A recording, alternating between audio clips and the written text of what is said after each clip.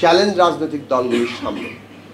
আমাদের একটুই প্রত্যাশা যে নতুন প্রজন্ম কথা কাজে একটা মিল দেখতে চায়, একটা সত্যিকার পরিবর্তন দেখতে চায়।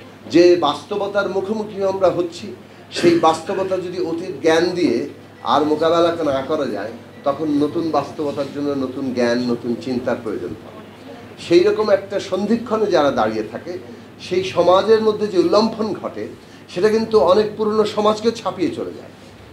ফলে পৃথিবীতে সব কিছু যে আসলে ওই পশ্চিম কেন্দ্রিক যে ধারণা যে ওরাই উন্নত, ওরাই সভ্য, ওরাই সব কিছু, মানে এই সভ্যতার ফেরিওয়ালারা এখন সব কিছুর কিন্তু সরকারকে নাও থাকতে পারে। এমনকি বিজ্ঞান প্রযুক্তি, এমনকি অন্য ধরনের সমস্ত সমস্যার সমাধানেও মানে বাইরে থেকেও, মানে যেমন পৃথিবীর কেন্দ্র পশ্চিমকে ধরা হয়, মানব জাতির সভ্যতার কেন্দ্র পশ্চিমকে ধরা হয়, সেটা বাইরে থেকেও সেটা অনেক ধরনের সমাধানের জায়গা, অনেক নতুন দিশা হাজির হতে পারে। কাজে সেই সম্ভাবনার জায়গাটা আমাদের চিন্তা করা।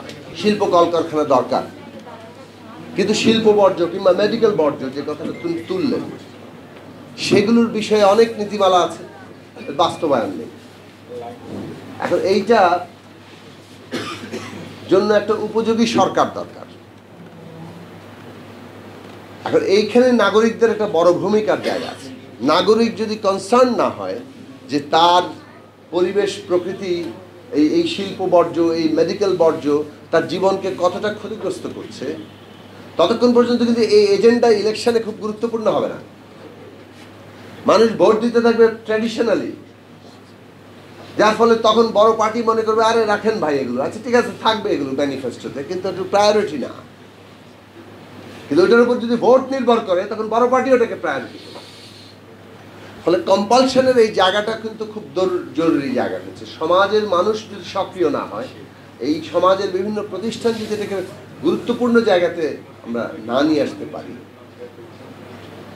আমাদের আলোচনায় আমাদের বাস্তব সমস্যাগুলোর প্রকৃত উৎস কোথায় সেটা সন্ধানে এই সচেতনতা যদি নাগরিকদের মধ্যে তৈরি না হয়, তাহলে এটা এজেন্ডা হবে না।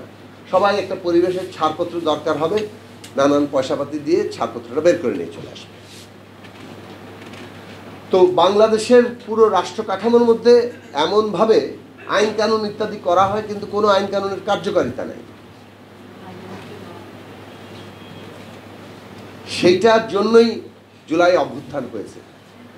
আমরা কি আগামী দিনে এর বদলটা দেখতে পাবো? এই চ্যালেঞ্জ রাজনৈতিক দলগুলির সামনে। আমাদের একটুই প্রত্যাশা যে নতুন প্রজন্ম কথা কাজে একটা মিল দেখতে চায়, একটা সত্যিকার পরিবর্তন দেখতে চায়। যদি সেটা একটা রাজনৈতিক শক্তি হয়ে ওঠে, তাহলে সব কিছু নতুন কিছু মোড়ক দিয়ে পুরনো জিনিসেই চলবে। এই যে একটা রাজনৈতিকভাবে এক ধরনের গোপন আত্মবিশ্বাস বড় দলগুলোর মধ্যে থাকে, সেইটার পরিবর্তন ঘটবে। এটা খুব জরুরি। এই ক্ষেত্রে আমরা কার সাথে ঐক্য আছে, কার সাথে একসাথে হাঁটছি, যুগপৎ করেছি, এইভাবে আমাদের কোনো আমরা কোনো এটাতে বলার ক্ষেত্রে সংকোচ বোধ করবো না।